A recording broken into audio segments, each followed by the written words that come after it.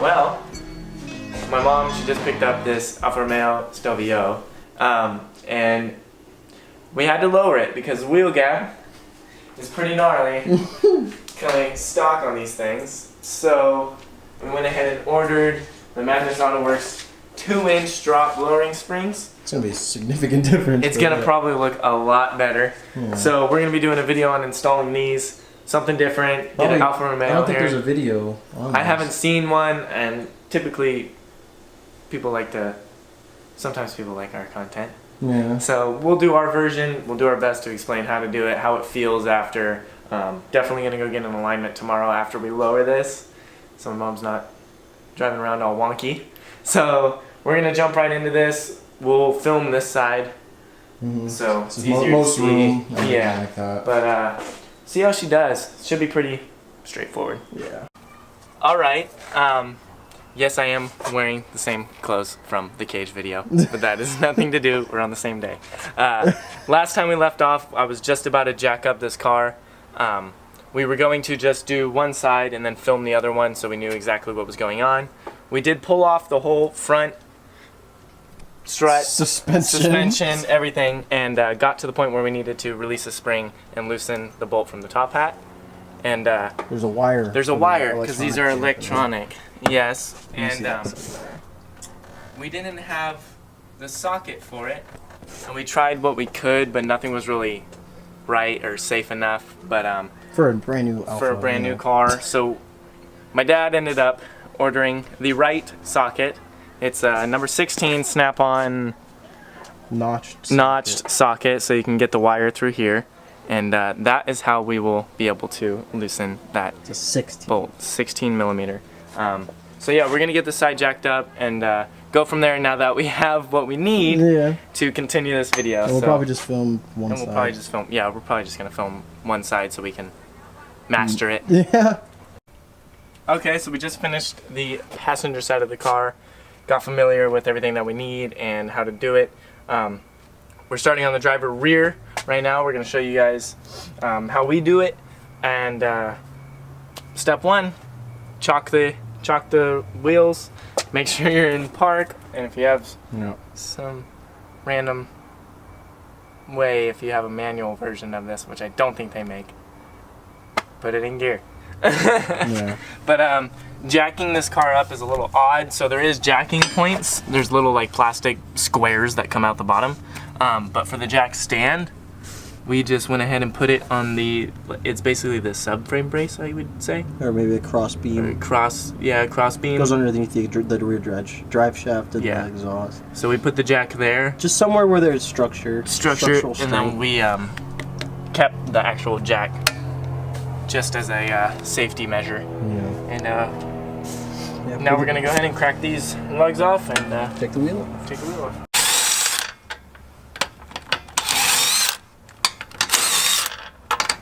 All right, and now first thing we're gonna do is a T25 Torx. We're gonna remove the 4 brake line bolts for there's 2 brackets, 2 bolts in each one, one in the back and one in the front.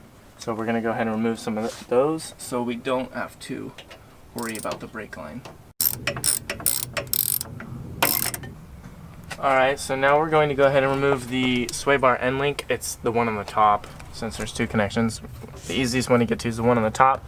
So you're going to want to get another jack, or if you don't, but yeah, get another jack and put it underneath.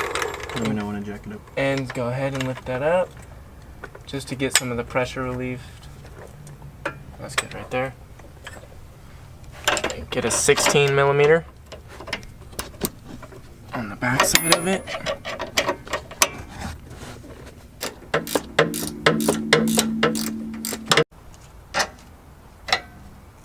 Okay.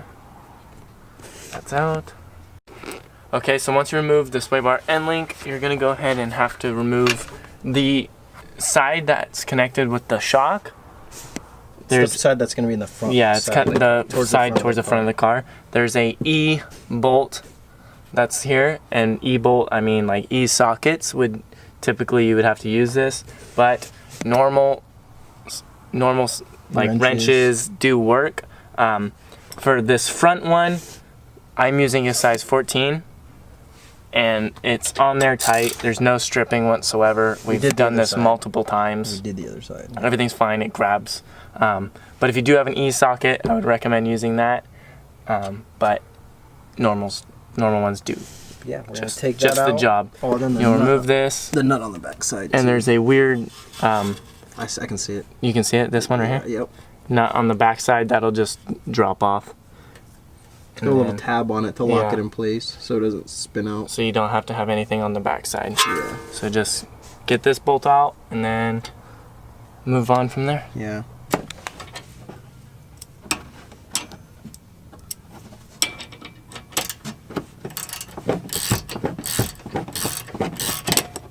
Alright, so we went ahead and got the front one out. Now we're going to move to the back side. It's another E, but for this one it's going to be a 16 millimeter. Or you can find the E socket, that's the right size for that. But we use a 16. It's got the same style nut on the back side. Same style. Okay, so when you're removing this back bolt, it's going to make it a lot easier if you jack it up from the actual control arm, not where the hub is, because it's just going to cause more pressure on the bolt. So jack it up by the control arm, and then you'll be able to remove this bolt a little bit easier. We got the bolt out. And the back one is thicker. So. And the back one's way thicker, so you're going to be able to know which one goes where. And now, from this point, we can just drop the jack. Yeah, slowly. Drop her down. And then the spring will lose a little bit of its tension.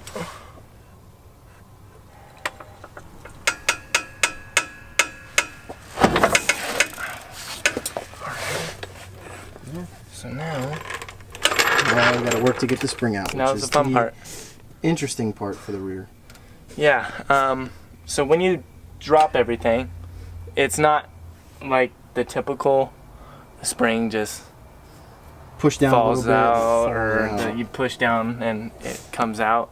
No, there's still a lot of tension underneath it, and even if you stand on the control even when you stand on the control arm, it doesn't relieve enough to where the spring can get pulled out. So we use spring compressors. Tight fit. It down. It's very tight fit, but it's the way that worked for us just fine. We did 2 spring compressors, backside, front side, and just squished her down and got her out.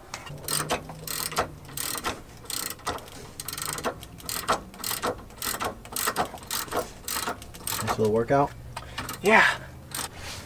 All right. So once you get the spring compressors as tight as, I mean, it's pretty compressed. It's loose. It's loose. So then we went ahead and put the bolt, the bigger bolt, the backside back in, and then you get a pry bar, get from the top, so you can kind of push down, and then it's a team effort from here, pretty much. Yeah, you need a friend. Yeah, pull that out. Yeah, we're gonna need the buddy system over here. Yeah. Maybe not. No. No. You don't need friends. I'm stuck. Oh no, that's not. Okay. It's a process. It's a process. No friends. You don't need friends. Trey, you can leave. All right, cool. All right, so you're going to be using the stock rubber bushing for the top and the bottom. The bottom one should stay in though. Just make sure when you're putting this on that it's all in the proper orientation. There's a stop on the rubber, so it will actually hit, and then make sure everything's just around the spring. And then we're going to go ahead and set the bottom in first, make sure that's seated right, and then slide the top in and bolt everything back up.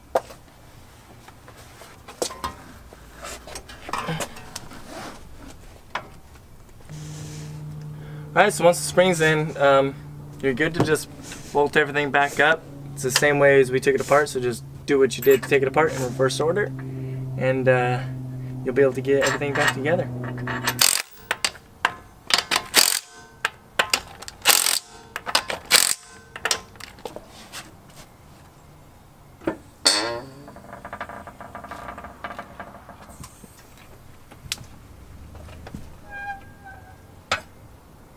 So it might look high now. But, you know. Still gotta settle. Yeah. It's gotta be driven. Needs an alignment. Yep. And then it'll... Alright, front's all jacked up. Go ahead and take the wheel off. Like that. So just like the back, make sure you find something structural underneath the car. We went from the, basically the frame that's underneath this plastic stuff. We went ahead and jacked up there, and then again kept the jack right here just for safety. And do a little shake test and you're good to go. And we'll start. But yeah, the first thing we're gonna take off is First thing, step these little one. freaking tens. These tens come off. Just like that. And then those two tens come off. Alright, so next step is to remove the sway bar end link. It's number 16. If yours starts, the main stud kind of starts spinning, it's a T40. So it's a torque set. You're going to stick that in there with a wrench behind, start spinning that, and then you'll be able to get that off. And then to actually get it out and then, from the strut, yeah, you got to jack it up. So that's what we're going to jack that up after you get the nut up. But since mine's not spinning, now I cannot reach. And then once you get it jacked up, it'll just slide right out of there. You can get that out of your way. Boink. And then you're gonna want to remove these brake lines actually, which are over here. They just clipped in to the body. You can just pull these off. Like that. Don't have to worry about anything getting too tight there. And with the one connection that goes to the brake caliper too. Yes, that's back here, this one. I can't see it. Like that. And then go to the bottom bolt. Oh, that'll help if I was going the right way. So that's the bottom bolt right there. It connects the strut to the lower control arm. So make sure you're all jacked up here when you actually loosen the bolt and take it out. You're gonna want the jack underneath so you can get the bolt out. Okay, so the bottom bolt, when you remove it, it's a number 16 on the nut side, and then again another E socket, but you can go ahead and use a 14mm. Oh my god, there's something stuck in my throat. Yeah, 14mm works good for that one. And then once you do that, you can remove that bolt. She's out of there. Go on. And then go ahead and grab your jack. Jack it up from the bottom again, and you're gonna go ahead and start removing your upper control arm, this bolt right here. So 11mm on this E socket, and then a 16 again, 17 again, 17, and an 11. Lefty loosey pull.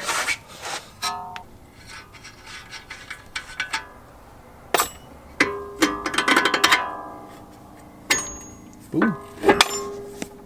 Okay. Lower the jack slowly, make sure all your lines are good.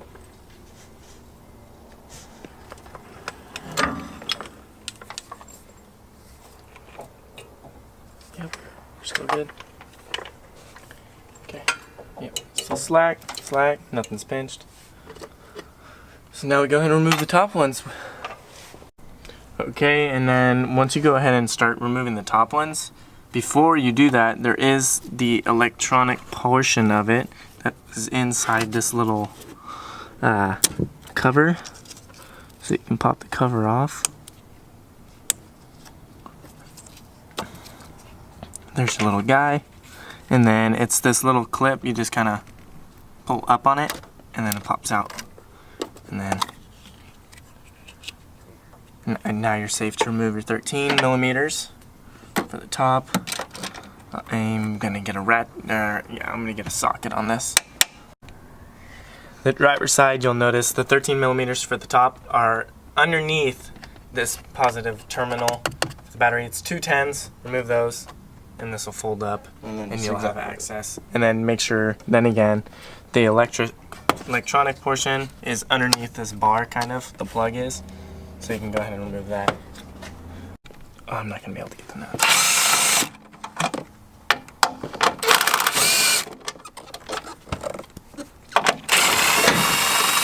And then, once the top 3 nuts are off, when you come down below, to be able to free the whole strut up, you have to push up on the upper control arm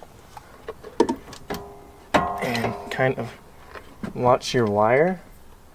And it's kind of a finagle process to get it out.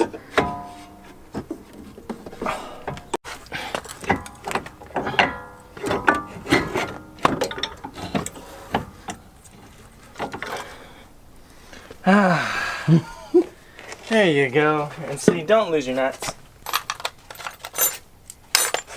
Thread them back on. Yeah, there we go. Alright, we're using a vise to make our life a little bit easier for removing this top hat bolt. 16 millimeter, and this is the one that you need the special socket for. Because of this guy. This little wire. So we have it hooked up to the impact. Makes getting it off a lot easier.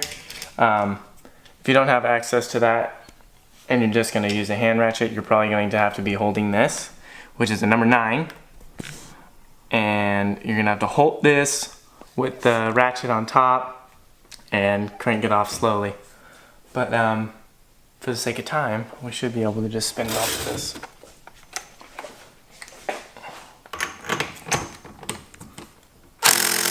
Okay, we gotta crack it. Alright, we're just gonna crack it loose with the ratchet so we can start using the impact, which is not spinning yet, so we're good. Keep going. Before you get it loose, Yeah. compress the spring. Yeah, don't get it all the way off without compressing the spring. Because that'd be all right. I'm just getting it as high up as I can for now. Alright, we got our spring compressors on now. Nice and tightened down.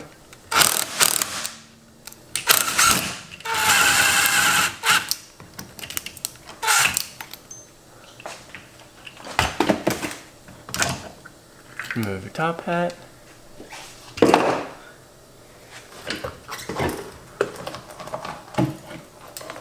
It's okay if the poop comes out.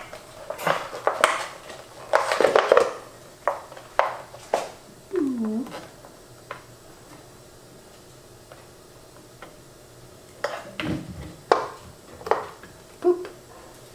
There's your old stupid high spring. You got a cool new red low guy spring.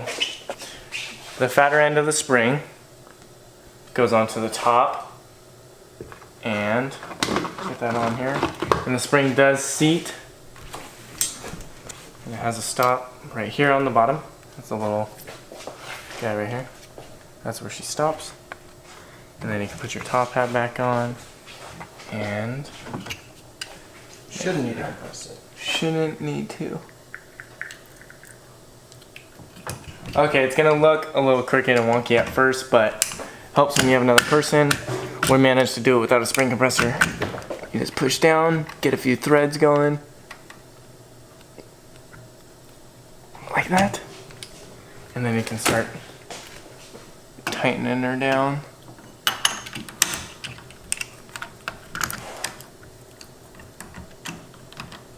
That should be good for us to Yep. start. Yeah. And she'll straighten herself out as she goes.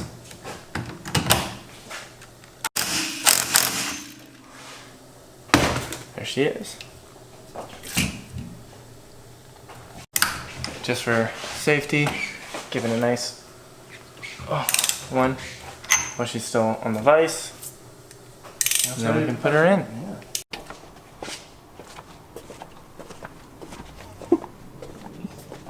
Alright, and for putting everything back in, then again, same way you took it off. Just do everything you did in reverse order, put it back in, make sure you tighten everything down, watch all your lines, make sure you plug this guy back in because it does throw a code if it's not plugged back in.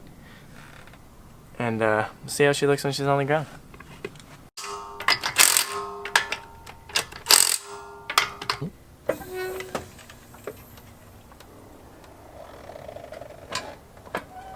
Oh yeah. Definitely a lot lower than it was. Yeah. Oh! Yeah. Alrighty, well, we're all done putting the springs on, but car does need an alignment, and the springs do have to settle. So once she drives it around for a little bit, the alignment's on, the springs will kind of get comfortable and worn in, and the car will sit where it wants to sit, and that's when we will show you the finished product. Since it's so dark right now, the springs aren't settled, and there's no alignment, we're going to wait to show you the finished product until my mom gets all that handled, and then we'll put it out in the sunlight. We'll do a driving review to see how the springs are, because I've driven this, and I'll do kind of a comparison from stock to the Madness springs, and see how she looks.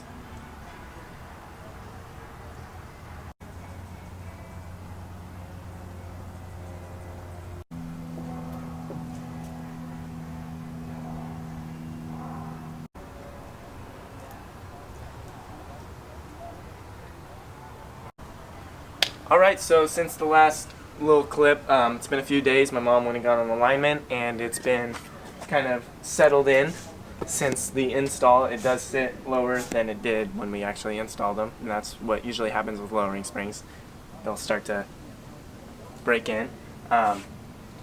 So we're going to go for a test drive now and do kind of a little review, and I'll say what we kind of think about the springs, how much they've bettered the car, if they've worsened it in any way, how the handling is, and yeah, so we're going to go inside the car and let's get this started.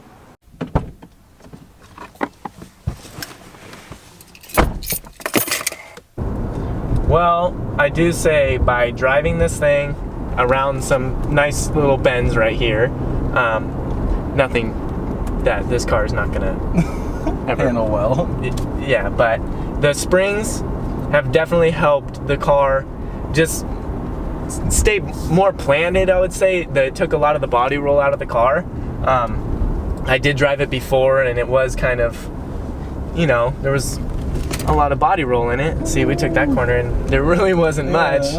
And I mean, keeping in mind this is a bigger car. It's taller. It's a crossover, so it's not going to be some super track beast, but these lowering springs definitely help make it just handle better. There's nothing. It's just more fun. It makes it way more fun. Nothing has really gotten worse. I mean, the car's definitely stiffer, so going over bumps, you're gonna feel it a little bit more than stock, I would say. Just like that. Well, that was a gnarly bump. But yeah, you're gonna feel it a little bit more than stock suspension, but it's not anything that would make you uncomfortable driving the car. I mean, it's pretty. It's still very nice. It made it a lot more agile. Yeah. I will say that. Ooh. And it just made it a lot more fun to drive. I feel like I feel like my mom could probably. Here's a bump.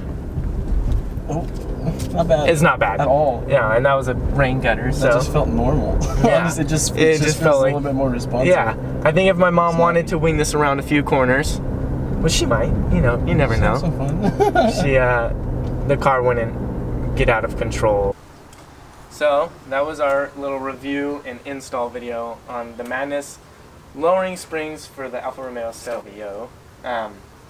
So like I said, I don't find any cons with the springs. Install is not the easiest, so if you're doing it yourself, just kind of be prepared, because you're going to dive into a little bit of a task. Make sure you have that special socket as well. But the springs, they make the car handle better, the steering response is tighter. At least this is my opinion. Looks a lot nicer, gives it a little bit sportier.